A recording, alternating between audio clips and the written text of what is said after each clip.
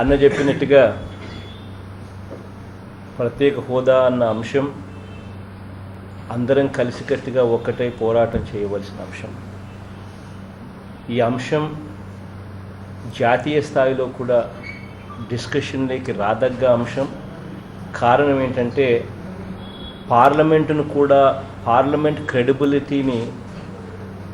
Credibility ఇవాళ question మార్క్లో ఉన్న పరిస్థితుల్లో పార్లమెంటు ఇచ్చిన మాటను నిలబెట్టుకోవాలి అని అంటే, ప్రజల్లోకి డెమోక్రసీ విలువలను కాపాడే పరిస్థితి రావాలి అని అంటే పార్లమెంట్ క్రెడిబిలిటీ నిలబడాలి అని అంటే ఈ క్వశ్చన్ ప్రతి ఒక్కరం అడగాల్సిన అంశం. ఈ విషయంలో అన్న ఇంతవరకు కూడా సపోర్ట్ చేస్తూ వచ్చారు. రాబోయే రోజుల్లో కూడా ఈ పోరాటం రాష్ట్రంలోనూ ఒకవైపున ఒత్తిడి తీసుకొచ్చే కార్యక్రమంలో భాగంగా కొనసాగుతుంది.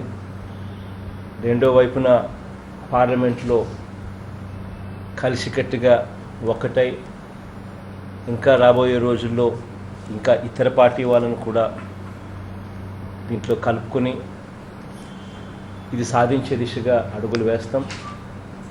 ఈ ఇష్యూను సాధించేదాకా వదిలిపెట్టే పరిస్థితి అయితే ఉండదు అని మాత్రం ఘంటాపదంగా ఇద్దరం కలిసికట్టుగా కూడా చెప్తాం.